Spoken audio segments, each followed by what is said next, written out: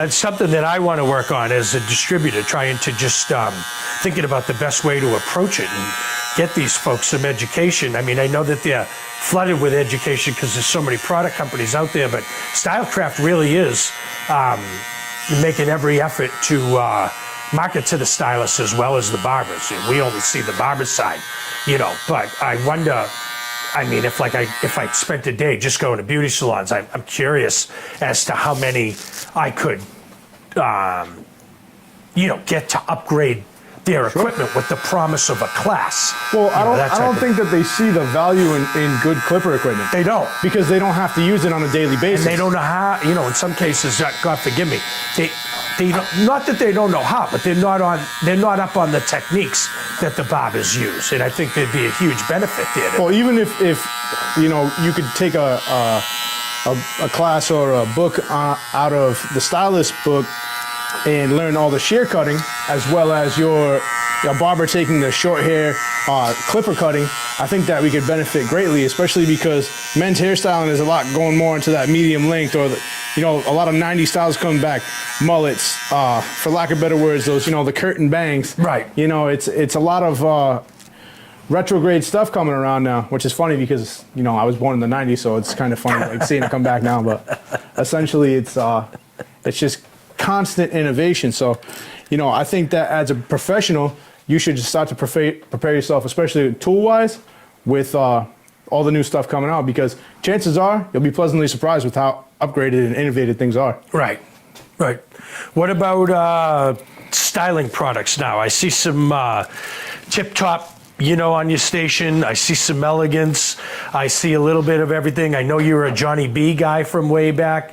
Yep. What are you looking for in styling products, and are you open to change, or are you kind of tried and true with the wet products that you use on your clients? So typically, I like a lot of products that have great fragrances, and that's something that I think that stands out.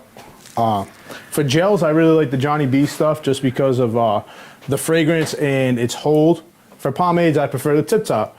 But I'm not biased to anything that really works great. Sure. I love the Roussel products as well. Right. I love how they have great fragrance and the traditional barber aspects of things, even down to the cans. I love their beard products. I love Razor MD pre-shave oil. Yeah, yeah. I love you know, the traditional Pinard Clubman things. Right. I think the fragrance aspect of it is so important, because when you leave the barbershop, you want to look good, smell good, You feel want that good. barbershop smell is what my buddies call it. That's true, and I think everybody recognizes that fragrance. So if They you don't do for have, Clubman, it's been around 200 years.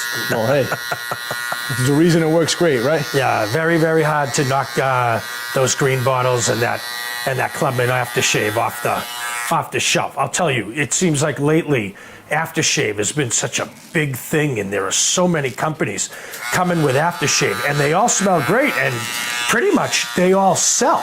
But absolutely, I think it all comes down to preference of the client. I have seen, I mean, for as much as they buy the new ones, I still get the guys that buy the new ones and then they go, give me a bottle of Clubman. You know, that Clubman fragrance, that original Clubman fragrance is so iconic, you know, that I think some barbers just can't go without it, don't you think? Absolutely. I mean, I always have a bottle somewhere in the shop. Right. Especially for the gentlemen who prefer a traditional smell. Right. Or, you know, More mature client. Absolutely, yeah. Somebody who's a little bit more used to the older school style of the barbershop. Right. My personal favorite right now, though, is the Level 3. Yep. I love that aftershave. I think it works great. No irritation, no razor bumps, anything like that. And the fragrance is great, and they have a plethora of different scents. Yeah, right, different fragrances. So, right. And my favorite one is the Midnight, though. My clients seem to love that one right now. Yep, awesome. Okay, what else we got going on? How far are we off from your shave? So just a few minutes. Just a few minutes, okay. Yep, so right now I'm basically gonna line them up, and I'm gonna start prepping them for the shaves. Okay, good. And cutting the top. We'll take a quick breather, and then we'll get into the shave. Sure. Appreciate you guys' patience. Yeah. I'm a slow cutter. Take your time. What do you think, Juan? So far, so good.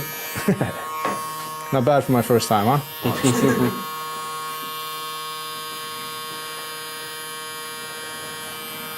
What about the action figures? Let's talk about them. Hey, I can do that. Let's talk about these action figures. I see these vinyl pop things all over the place. Sure. I'm trying to find one of something that I'm into.